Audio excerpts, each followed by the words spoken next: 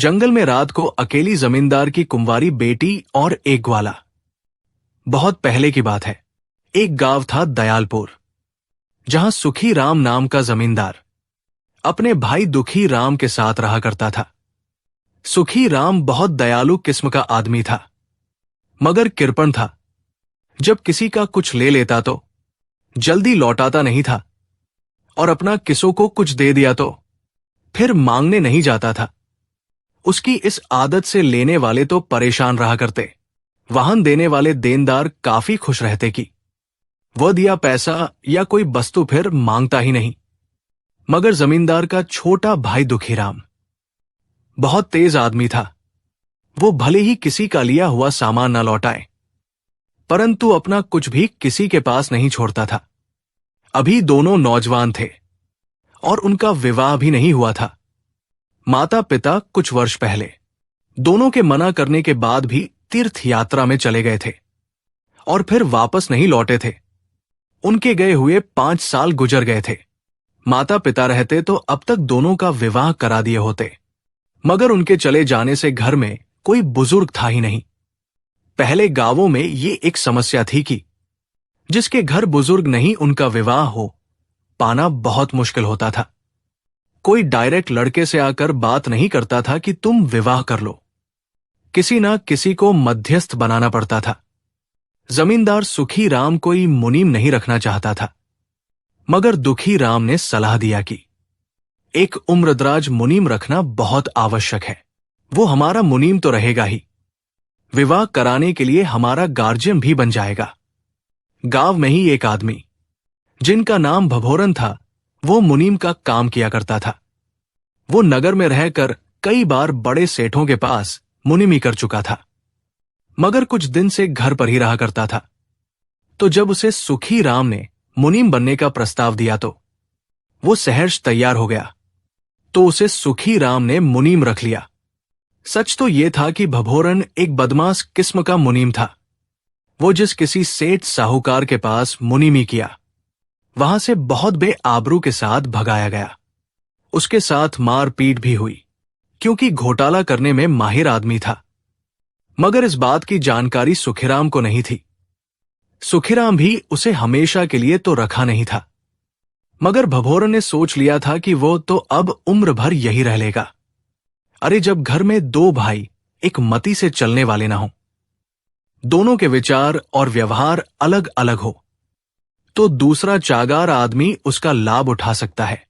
और इन दोनों के पास कोई विशेष काम भी नहीं है। 2 सीजन की खेती है, फसल तैयार होने पर खरीद बिक्री करा देना है। कुल 2 माह का काम है, फिर साल भर आराम है, और 1 साल की कमाई के पैसे तो हम आसानी से निकाल लेंगे। इन दोनों को तो शहर का कुछ ज्ञान नहीं। हम सारा अनाज शहर में बेचवाएंगे, इनको वाजिब दाम मिल जाएगा और हमें ऊपर का कमीशन भी मिल जाएगा।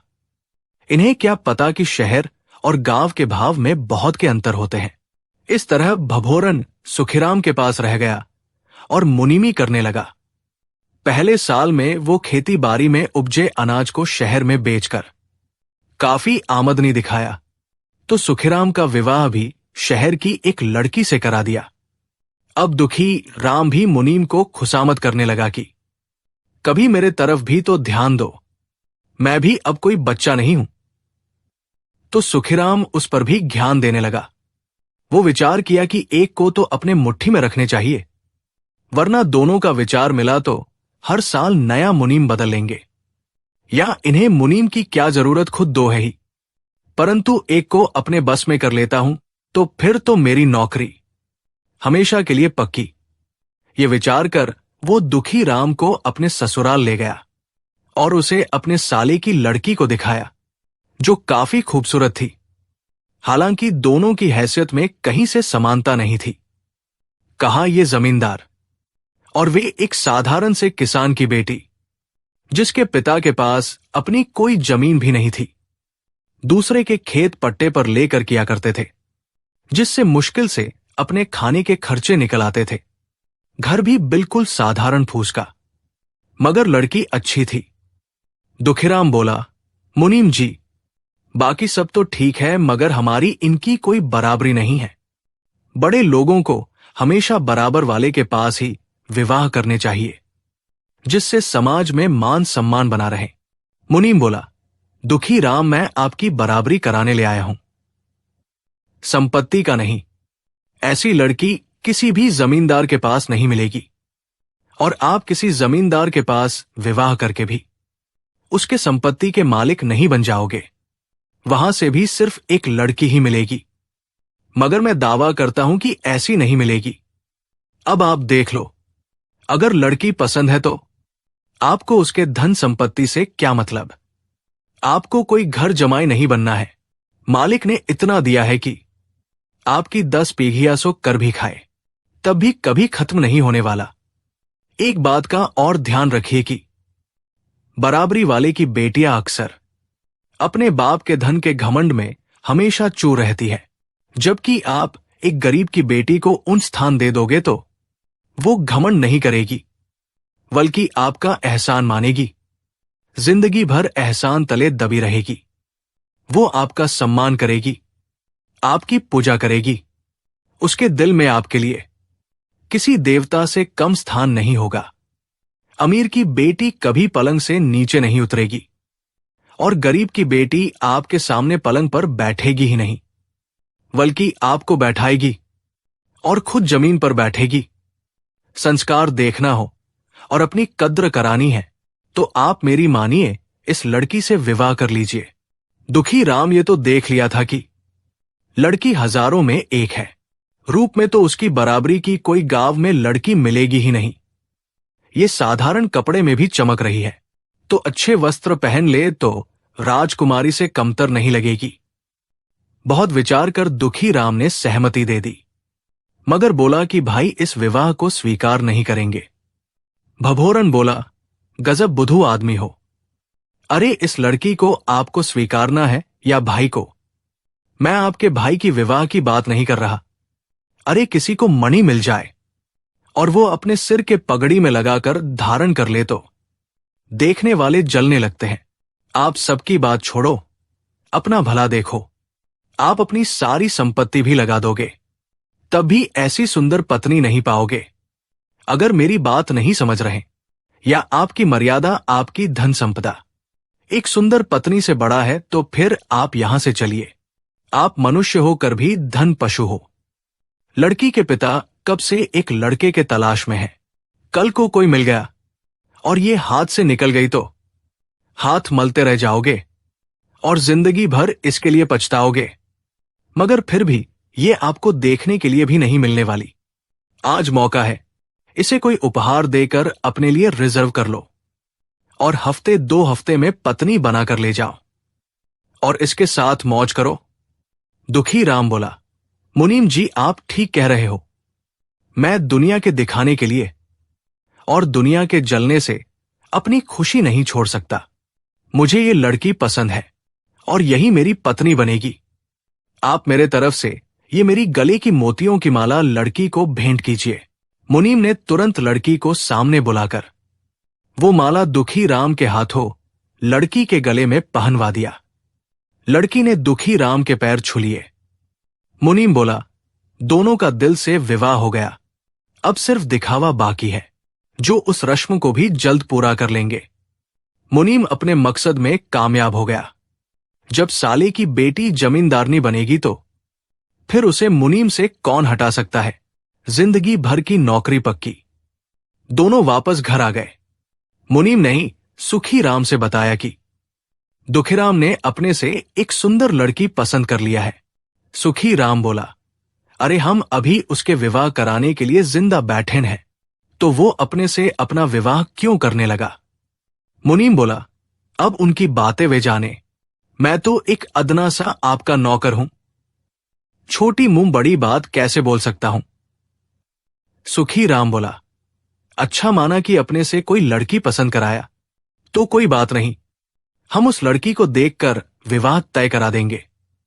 परंतु ये पता चले कि कहा के जमींदार की बेटी को पसंद कराया है, उस हिसाब से हमें तैयारी भी तो करनी पड़ेगी। मुनीम बोला, ये बात तो मुझे नहीं मालूम, आप खुद उनसे बात कर लीजिए।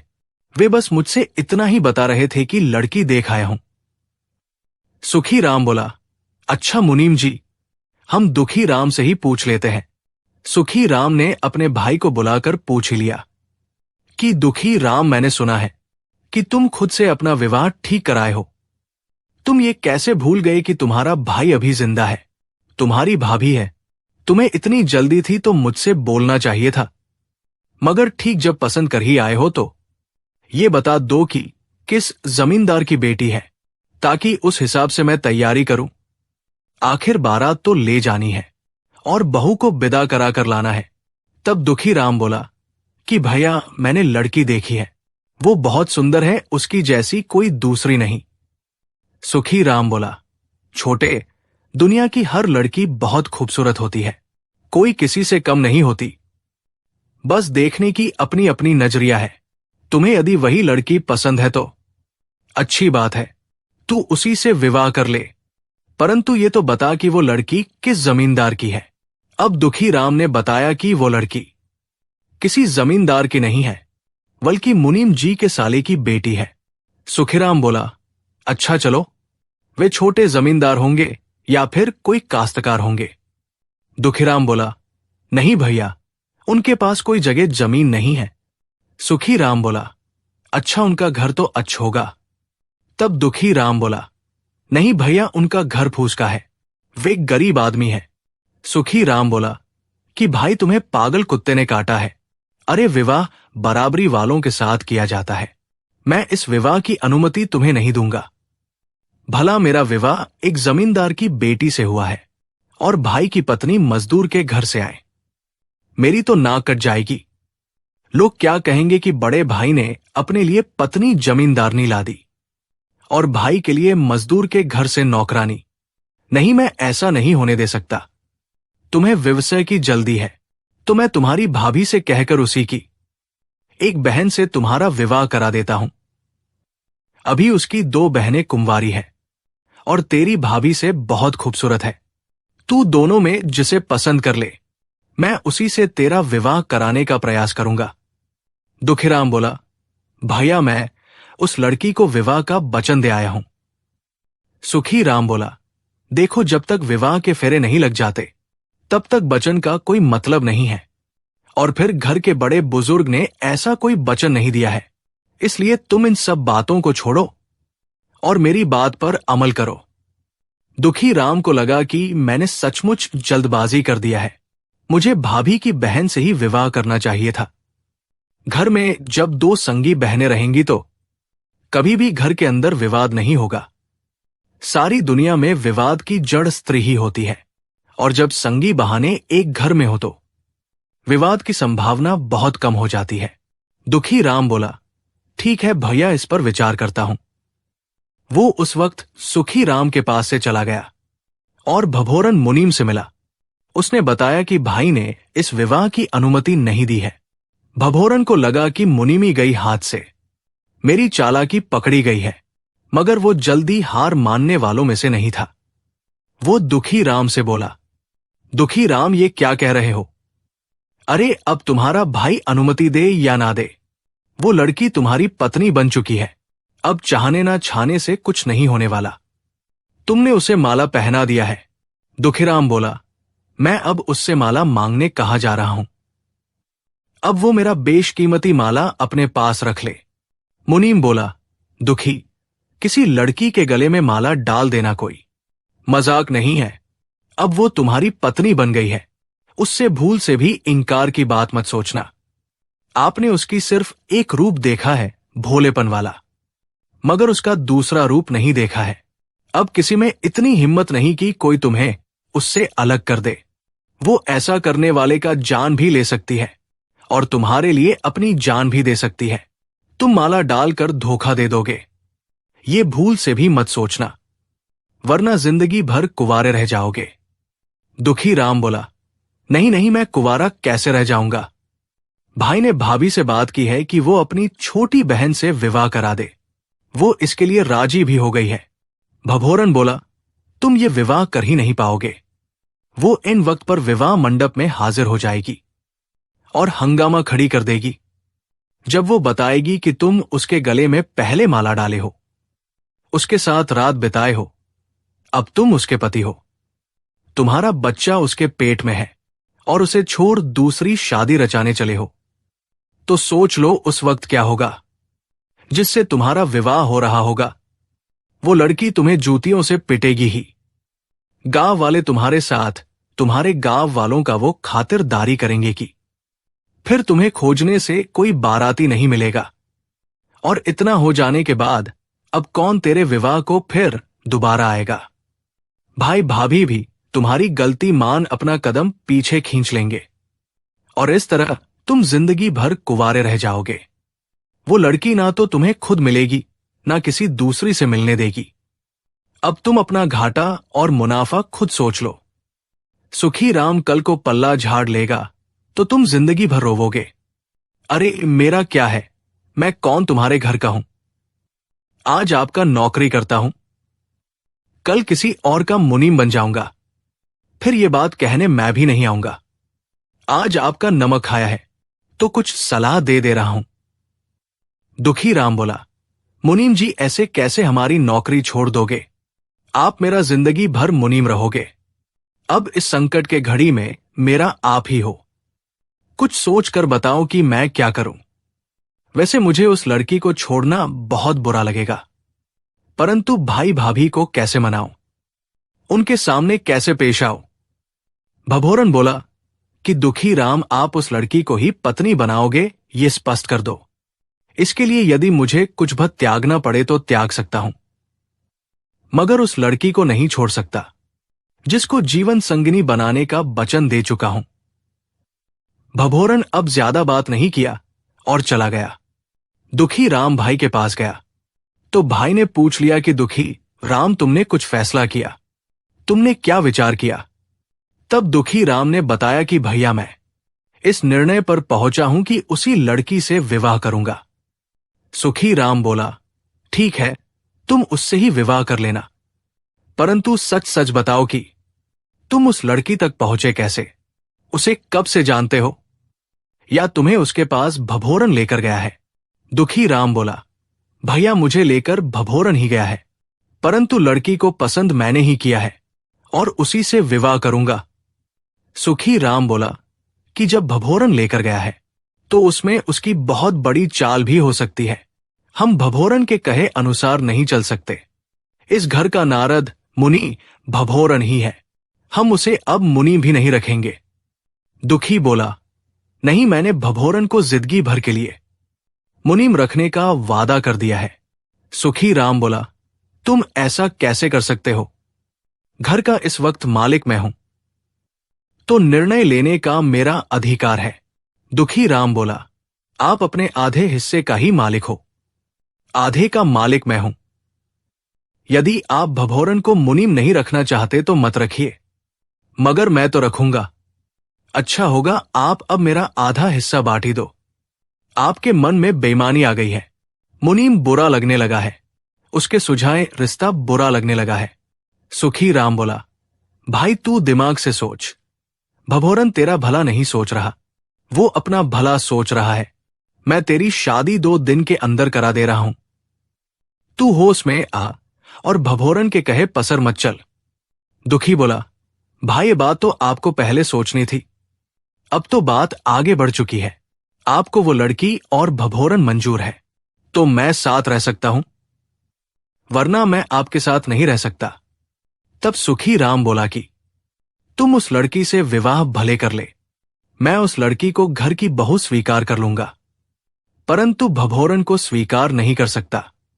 और तू जब फिर भी भभोरन को रखने की जिद पकड़ा हुआ है तो मुझसे अलग ही रह। दुखी राम को बस एक मौका चाहिए था, बोला हां मैं अलग ही रहूंगा, क्योंकि मैं उतने बड़े धर्मात्मा पुरुष को छोड़ नहीं सकता। आपके नजर में भभोरन बुरा हो सकता है, मगर मेरे लिए वो बुरा नहीं है।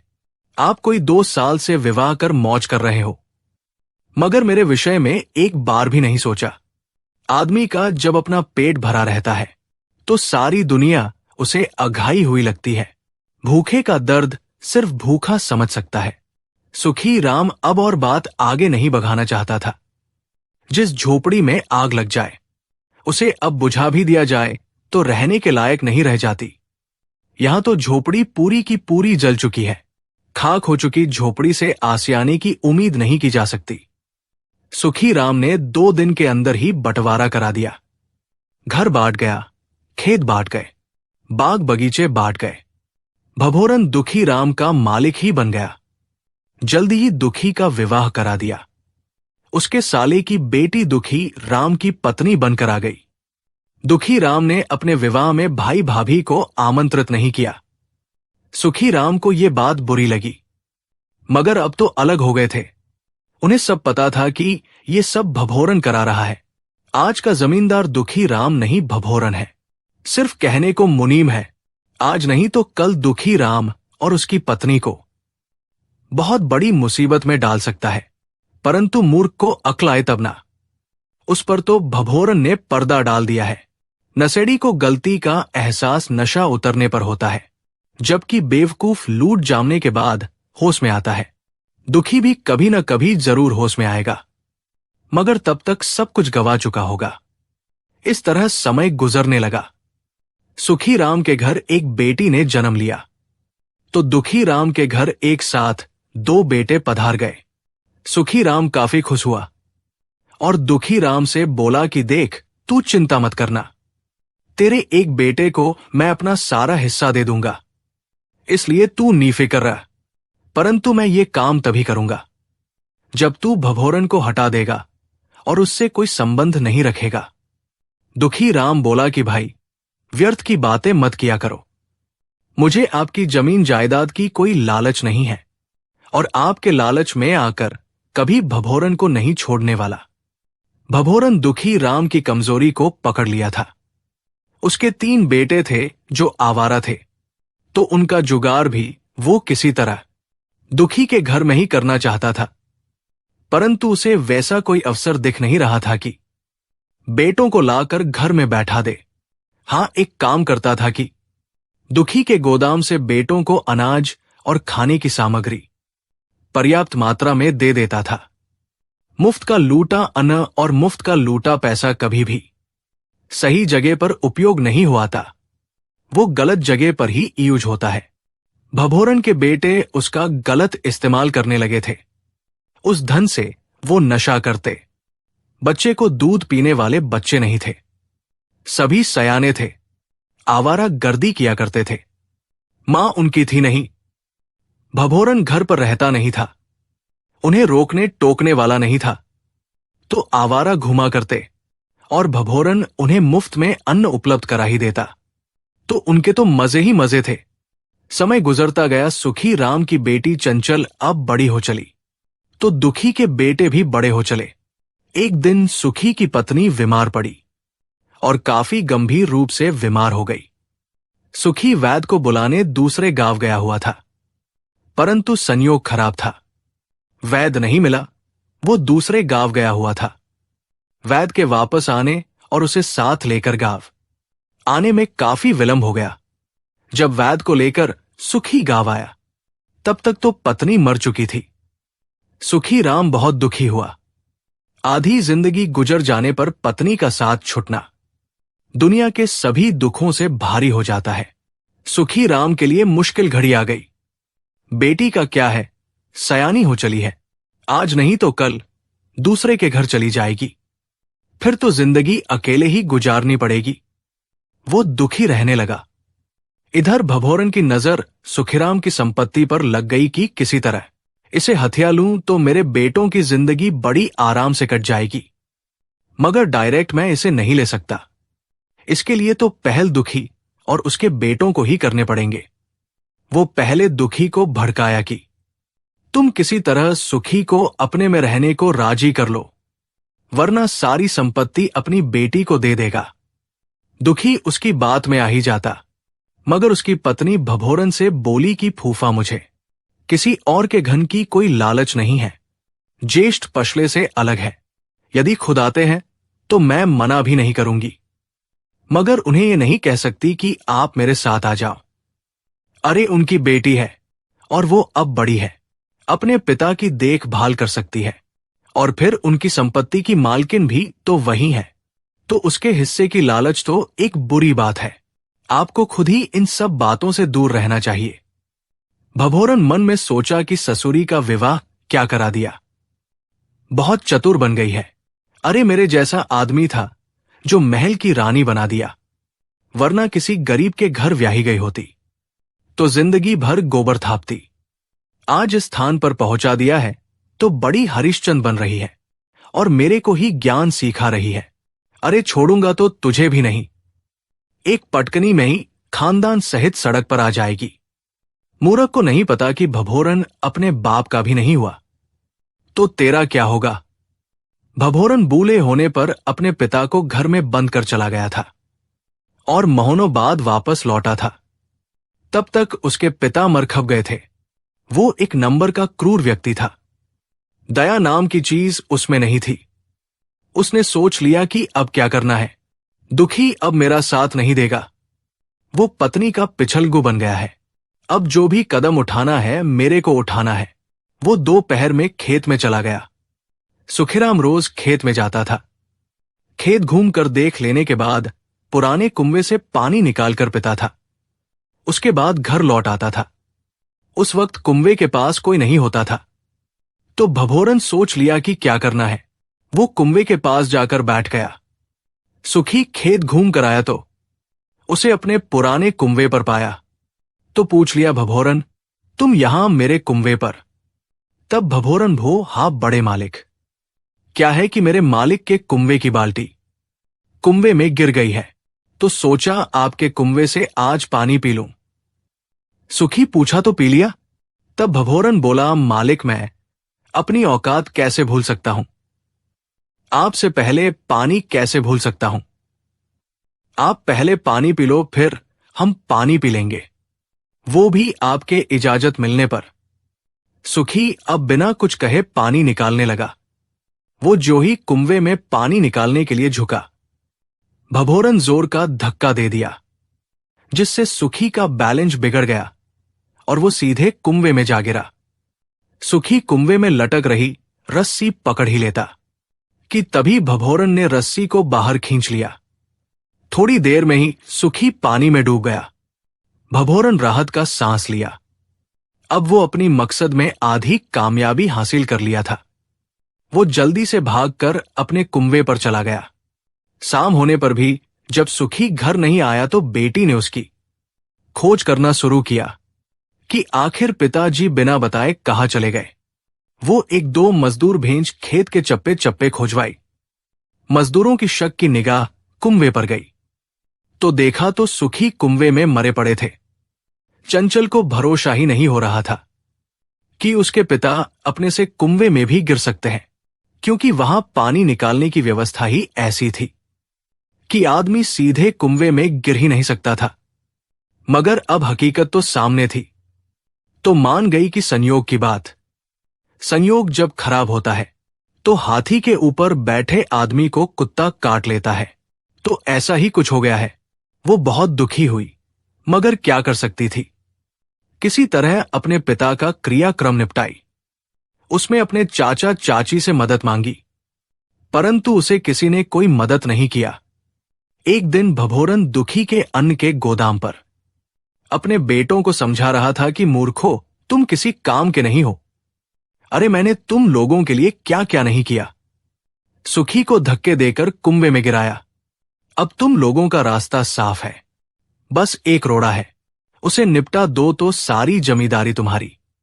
सुखी की बेटी चंचल को आज रात किसी तरह मार डालो, उसकी मौत का इल्जाम भी दुखी के बेटों पर लग जाएगा और मैं उसका गवाह बन जाऊंगा कि मैंने दुखी के बेटों को चंचल की हत्या करते देखा है। फिर क्या दोनों को फांसी हो जाएगी और तब तुम लोगों का एक क्षत्र राज्य हो जाएगा। बेटे बोले, वाह पिताजी, क्या आप दिमाग रखते हो? एक तीर से 3 शिकार कर रहे हो। हम आज ही उस चंचल ससुरी को मार देते हैं। उन्हें नहीं पता था कि गोदाम के पीछे गांव का वेवड़ा दीपन मंदिरा पीकर गिर गया था। वो सारी बात लेटे लेटे सुन रहा था। उसकी अंतरात्मा में आज कुछ नेक काम करने का विचार उठने लगा। सोचा आज छोटी मालकिन की जान बचाकर कुछ पुण्य भी कर लूं। वो थोड़ी देर में गिरता पड़ता चंचल के घर आ गया। चंचल बोली, तुम्हें यहां से क्या जरूरत आ पड़ी? तब बोला, छोटी मालकिन, आज आपके जान को खतरा है। भभोरन के बेटे तुम्हारी हत्या करने वाले हैं। तुम्हारे पिता को भी भभोरन ने ही कुंवे में ढकेला था। मैंने आज दुखी के गोदाम पर उसे अपने बेटों से बात करते हुए सुना है। चंचल को उसकी बात पर पूर्ण विश्वास हो गया। उसे पहले से शंका था कि मेरे पिता किसी भी तरह कुंवा में गिर ही नहीं सकते। उसके पास सोने की 500 मुहरें थी। वो दीपन को दे दी और बोली कि दीपन, तुम मेरे भाई हो। आज से कसम खाऊं कि कभी मदिरा नहीं पियोगे और मेरे दिए इन पैसों का अपनी पत्नी और बच्चों पर खर्च करोगे। दीपन बोला, हाँ बहन, मैं आज के बाद कभी मदिरा को हाथ नहीं लगाऊंगा, मगर तुम देर मत करो, कहीं सुरक्षित जगह चली जाओ। हो सके तो इस गांव को छोड़ दो। चंचल ने सोच लिया कि क्या करना है। वो घर से निकल गई सीधे राजदरबार जाने के लिए, परंतु रात का वक्त रास्ता भटक गई और भयानक जंगल में चली गई। उधर राजनगर का राजा घूघली बहुत दयालु राजा थे। उनकी रानी कंगना एक धर्मपारायण रानी थी। दोनों को एक राजकुमार हुआ जिसका नाम कुणाल था। कुणाल जब बड़ा हुआ तो उसे शिकार का शौक लग गया। अक्सर वो शिकार को जंगल में जाता था। उस जंगल में अमृतपुर की राजकुमारी भी आया करती थी। राजकुमारी जसवंतगढ़ के राजकुमार से प्यार करती थी। जसवंतगढ़ बहुत छोटा राज्य था। उसके पास बहुत छोटी सेना थी, जबकि राजनगर बहुत बड़ा राज्य के साथ राजा घूघली के पास एक विशाल सेना थी। राजकुमार कुणाल ने एक दिन राजकुमारी अमृता को देख लिया तो उस पर मोहित हो गया, जबकि वो पहले से दूसरे राजकुमार से प्यार करती थी। उसके मन में अब कोई दूसरा नहीं था। कुणाल जब उसे देखा तो उसका रास्ता रोक लिया और उससे प्यार का इजहार किया तो वो बड़ी दुविधा में पड़ गई कि अब क्या करे। यदि इनकार करती है तो राजकुमार उसे बंदी भी बना सकता है, क्योंकि वो इस वक्त उसके ही राज्य के जंगल में आई है। उसके अपने छोटे से राज्य में कोई बड़ा शिकार के लायक जंगल है ही नहीं, और यदि प्यार का इजहार कर देती है तो वो शादी का दबाव बनाने लगेगा, जबकि उसे इस राजकुमार में जरा भी दिलचस्पी नहीं है। वो बहुत सोचकर बोली, राजकुमार, आप बहुत अच्छे हो, इसमें शक की कोई बात नहीं, परंतु मैं एक लड़की हूं। मुझे आप सोचने का थोड़े दिन का वक्त दीजिए, फिर मैं अपना निर्णय आपको सुना दूंगी। राजकुमार बोला, चाहे निर्णय 2 सप्ताह बाद ही सुनाना, मगर जंगल में आती रहना। अब तुमसे मिले बगैर मैं रह ही नहीं सकता। नहीं आई तो मैं खुद ही तुम्हारे पिता से मिलने चला आऊंगा। राजकुमारी ये सुन डर गई। यदि राजकुमार मेरे पिता के पास चला जाता है तो वो तो इसे सहर्ष स्वीकार कर लेंगे। कोई भी चाहेगा कि उसकी बेटी बड़े साम्राज्य में जाए, मगर मैं तो दिल से मजबूर हूं। वो बोली, नहीं नहीं, आपको मेरे पिता के पास अभी जाने की क्या जरूरत। मैं आपसे खुद ही मिलने आ जाऊंगी। जो बिना विवाह किए मिलने में मजा आता है, प्रेम बढ़ता है, वो विवाह के बाद नहीं रह पाता। अभी मैं विवाह नहीं करना चाहती। मैं आपकी खुशी के लिए मिला करूंगी और फिर एक दिन अपना फैसला भी आपको बता दूंगी। वो जसवंतगढ़ के राजकुमार के पास गई और बोली कि अब जल्दी कोई उपाय लगाओ, वरना कुणाल तो मेरे पीछे ही पड़ गया है। अगर भूले से भी उस पर मेरे पिता की नजर पड़ गई तो मेरा विवाह उसी से कर देंगे। फिर तुम मेरी तरह रोने के सिवा कुछ नहीं कर पाओगे। राजकुमार बोला कि रोना तो मेरे साथ विवाह के बाद भी पड़ेगा, क्योंकि वो हमारे राज्य पर आक्रमण करा सकता है और हम दोनों के राज्य के सैनिक भी मिलकर उसका सामना नहीं कर पाएंगे। यहां अब कोई अक्ल ही काम आएगी और तुम खुद अक्लमंद हो, कोई तेज दिमाग चलाओ और ऐसा साले को फांसों की सारी बदमाशी ठिकाने लग जाए। राजकुमारी अमृता बोली, ठीक है, देखती हूं क्या कर सकती हूं। वो अपनी उल्टी खोपड़ी दौड़ाने लगी। वो जंगल के एक एक चीज से पहले से वाकिफ थी। उसने सोच लिया आगे का प्लान और फिर अपने महल लौट गई। इधर कुणाल ने जब से उसे देखा था उसके दिल का चैन गायब हो गया था। वो सुबह में ही फिर राजकुमारी से मिलने के लिए जंगल में निकल गया। राजकुमारी भी जंगल में आ गई थी। कुणाल से मिलना उसकी मजबूरी हो गई थी। अगर नहीं मिलती तो वो उसके पिता के पास चला जाता और तब वो ना चाहते हुए उसकी पत्नी बन जाती, जो ये राजकुमारी को मंजूर नहीं था। राजकुमार जब दूसरे दिन राजकुमारी से मिला तो स्पष्ट कर दिया कि विवाह तो मैं तुमसे ही करूंगा और अब सोचने का मौका भी 1 सप्ताह से ज्यादा नहीं दूंगा।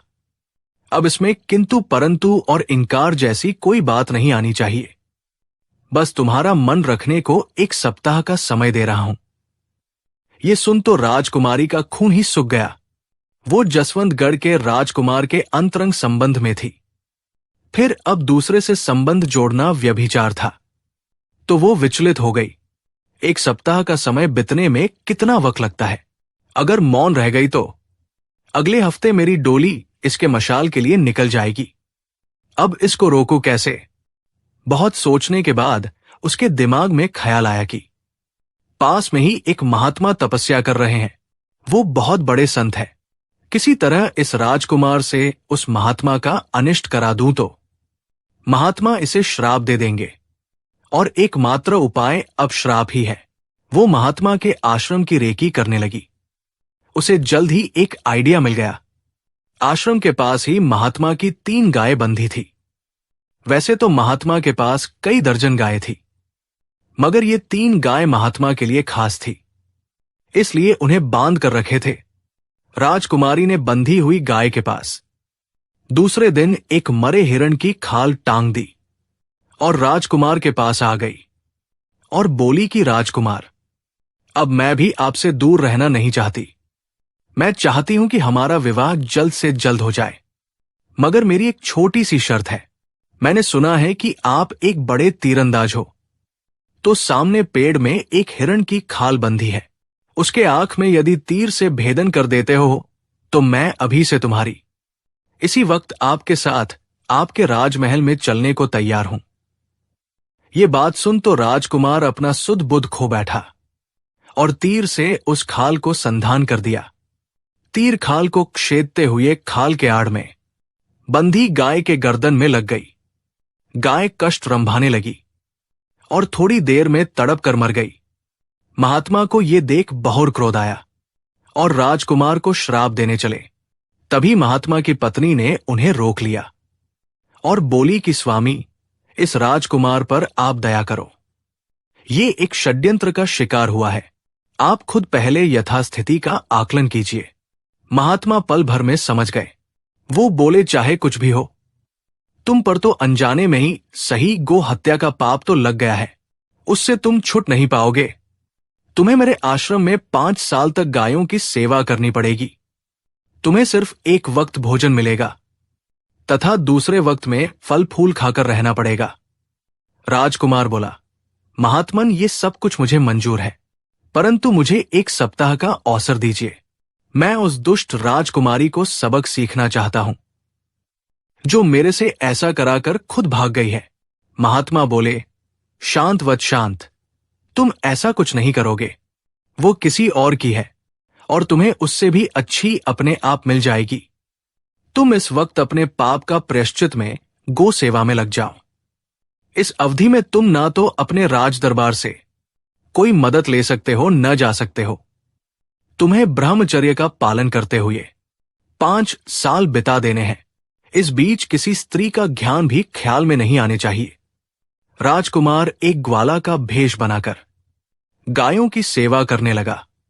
गायों को खिलाना पिलाना चराना, यही उसकी दिनचर्या बन गई। अब उसे देख कोई कह ही नहीं सकता था कि ये एक राजकुमार हो सकता है। इस तरह उसके दिन गुजरने लगे और अब 5 साल खत्म होने को आए। राजकुमार के मन में एक बात थी कि जब कभी मौका मिलेगा राजकुमारी अमृता को छोड़ेगा नहीं। मगर एक दिन उसे गाय चराते हुए खबर मिला कि जसवंतगढ़ की रानी अमृता बच्चे के जन्म देते वक्त मर गई है। राजकुमार कुणाल को दिल की शांति मिली कि मुझे गलत कराने वाली अपनी गलती की सजा पा गई। इधर जमींदार की बेटी चंचल जब भभोरन के बेटों के भय से भागी थी तो वो रास्ता भटक गई और जंगल में जा पहुंची। वो रात के वक्त महात्मा के आश्रम में गायों के बनाए घर में छुप गई। सुबह गायों को चारा खिलाते वक्त कुणाल ने एक लड़की को देख लिया, तो वो उसे महात्मा के पास ले गया और बोला कि ये गायों के घर में क्षिपी बैठी थी। महात्मा ने उसे गौर से देखा और अपनी पत्नी से बोला कि इसे अपने आश्रम में रखो, ये किसी की अमानत है, देखना इसे किसी तरह का कष्ट ना हो पाए। चंचल कोई बच्ची नहीं थी, अब वो एक सयानी स्त्री हो चली थी। कोई 3 माह तक आश्रम में रही। राजकुमार की 5 साल की अवधि पूर्ण हो गई तो महात्मा ने उसे राजकुमार का वस्त्र प्रदान कर दिया और घर जाने की आज्ञा दे दी और चलते वक्त बोले कि वत्स, तुमने तन मन से मेरे आश्रम में रहकर बहुत सेवा की है, इसके बदले मैं तुम्हें कुछ देना चाहता हूं, तुम उसे सहर्ष स्वीकार करो। महात्मा ने चंचल को बुलाकर उसका हाथ राजकुमार के हाथ में दे दिया। राजकुमार ने चंचल को एक बार भी नजर उठाकर नहीं देखा था, मगर जब जिस लड़की का हाथ महात्मा ने पकड़ा दिया तो राजकुमार ने देखा कि मेरी जीवन संगिनी कैसी है, तो हैरान रह गया। इतनी खूबसूरत लड़की तो उसने कभी देखी ही नहीं थी। राजकुमार बहुत खुश हो चंचल को लेकर अपने महल आ गया। राजा कब से राजकुमार की प्रतीक्षा कर रहे थे। दूसरे दिन राजकुमार को राजा बना दिया। चंचल महारानी बन गई। इधर जब राजकुमारी गायब हो गई तो भभोरन को एक मौका मिल गया। वो एक कागज पर दस्तखत कराने के बहाने जाली कागज बना दुखी की और चंचल की सारी जमीन अपने नाम करा ली। इतना ही नहीं, वो दुखी को पत्नी सहित घर से बाहर करा दिया। भभोरन अपने साले की बेटी को भी नहीं छोड़ा। तो दुखी की पत्नी ने भी सोच लिया कि मेरे घर को बर्बाद करने में इस फूफा का ही हाथ है, मैंने भी तेरी फूशा नहीं कर दी तो कहना। वो उसकी शिकायत करने राज दरबार पहुंच गई। वहां देखकर हैरान हुई कि अरे, रानी के स्थान पर तो हमारी चंचल बैठ गई है, मैंने तो कभी इसकी कोई मदद भी नहीं की और ये कैसे रानी बन गई, कहीं मेरी आंखों का भ्रम तो नहीं। परंतु चंचल भी चाची को राजमहल में देख हैरान ही, चाची तुम यहां कैसे? तब चाची ने सारा रहस्य बताया कि तरह भभोरन ने मुझे घर से बेघर कर दिया है। रानी ने सैनिकों को आदेश दिया कि भभोरन को बेटों सहित पकड़ लाओ। दूसरे दिन ही भभोरन राज दरबार में हाजिर था। रानी ने पूछा कि तुमने मेरे पिता की हत्या किस तरह की और मेरे परिवार की किस तरह बर्बाद किया। भभोरन शुरू से लेकर आखिरी तक अपना गुनाह काबुल कर लिया। रानी ने भभोरन को बेटों सहित फांसी चढ़वा दिया तथा चाची से बोली कि मेरी जमीन जायदाद तो मेरे भाइयों की है, आप उन्हें दे देना और जरूरत पर मिलने आती रहना, मैं भी अपने भाइयों से मिलने आती रहूंगी। इस तरह एक उजड़ा परिवार फिर से बस गया और उस परिवार की बेटी राजरानी बन गई। अगर आपको हमारी कहानी अच्छी लगी हो तो हमारे चैनल को सब्सक्राइब करें, लाइक करें और कमेंट बॉक्स में राधे राधे जरूर लिखें। आपसे पुनः मिलते हैं एक नई वीडियो के साथ।